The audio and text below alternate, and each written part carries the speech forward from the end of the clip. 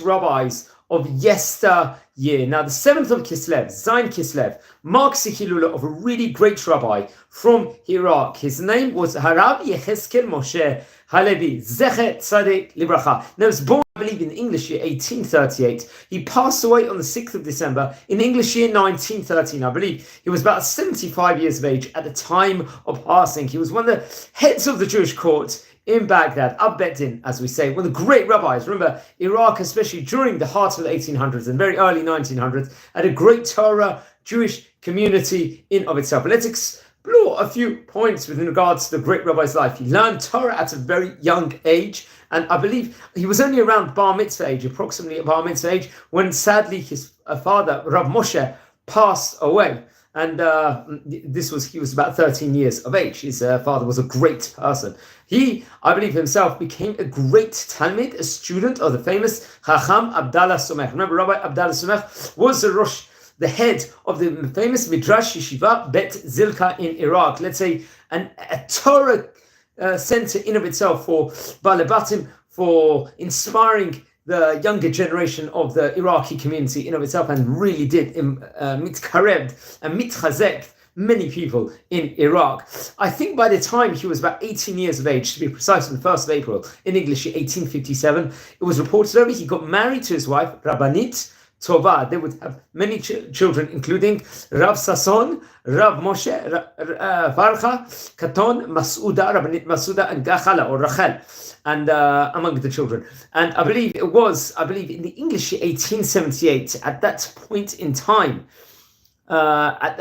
he would have been about, in 1878, I think he was 40 years of age. Sadly, his mother passed away, Rabbanit Matana, if I'm not mistaken. And when he was 41 years old, very, very shortly after, in the Hebrew year, Hey Tafresh Mem Aleph, he was appointed as a part of one of the judges, let's just say, of the famous Jewish court, along with Rabbi Elisha Dangor, who was another very, very famous rabbi, Posek, a Rosh Yeshiva, head of Jewish court in Baghdad, and also Rav Moshe Hillel, part of the Bet Din in of itself in that vicinity, which is a very, very prestigious and prominent position.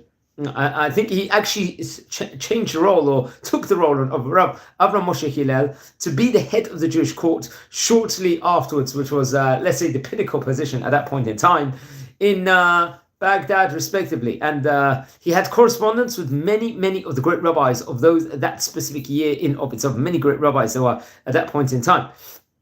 And I think he would have close relationship and correspondence with other great rabbis in Iraq, including Rabbi Moshe Chaim Shamash, another great rabbi who he himself, I believe, was the chief rabbi of Baghdad, I think for a 5-year period between 1918 to 1920, and was also a head of Jewish court in Baghdad, and also Rabbi Ezra Tzalach Adam, another great rabbi. It's actually interesting. He was very close to the famous Hacham Yosef Chaim, the Ben Ish Chai, the author of the Ben Ish Chai, the Torah colossal work, probably arguably one of the most famous Iraqi rabbis in Jewish history, and he really would respect everything he says. He said that he would not even contemplate his words; he would actually follow it as if it's a law from Moshe from Har Sinai in of itself. And I believe that there was, at that point in time, there was a famous incident, I think at that point in time, with someone of the name Jacob Obermeyer and the Ben Ish Chai, when the Ben Ish Chai wanted him boycotted from this place because he was bringing about, trying to bring people off the religion, it was reported over. So he was famously part of, let's say, along with Rabbi Yosef Chaim, Yosef Chaim, the famous Ben Ish Chai, Rabbi Yehezkel Moshe HaLevi was part of the 27 great rabbis that went against his person, Jacob Obermeyer, who was really trying to insult and disrespect various different rabbonim in various different religious matters at that point in time. Very much spoken about, and I think various different great rabbonim would actually speak about this actual episode in of itself. And I believe, so that's very interesting. And much more can be said about Rabbi Yehezkel. I think he was very close. Also, Yosef Chaim Sharim, who we've actually spoken about before on various occasions, who was famous Shluchei Rabbanan, part of Eretz Yisrael, who would go all over the various different vicinities and really is said various different high regards within regards to the great Iraqi Rabbanim. He passed away himself, I believe, on Zayin Kislev in Hebrew year Hey Taf Reish Ayin Dalet. I believe it was a Shabbat, the specific day in of itself. And I think that it was actually reported over that the next day, it was after he passed away, they did a very, very famous sermon, I think especially in memory of him, in the great synagogue, when time of his Rabbi, his funeral, and attending at that point in time were various different great rabbis, including Rabbi Shimon Agassi, Rabbi Moshe Shamash, who we mentioned about before, and many, many of the great rabbis. He was one of the famous rabbis. He passed away in, I believe, the English year 1913. There's actually many famous pictures of the great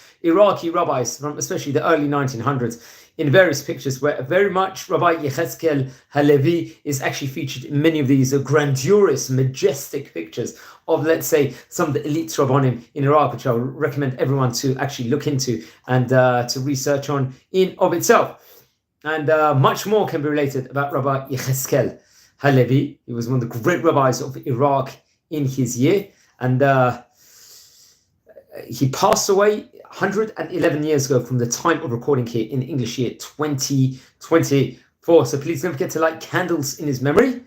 Here it is on the 7th of Kislev. And friends, we've covered already in this series about maybe 60, 70 famous Iraqi Rabbanim of yesteryear. We are a community. We're trying to learn about the great rabbis of yesteryear. Please subscribe to the channel, like the videos, and share the videos. And if you happen to be related to any of these great Rabbanim, please send me an email and let me know more information. I'm wishing you all blessings here from Israel. Take care and watch over all the previous videos on this series.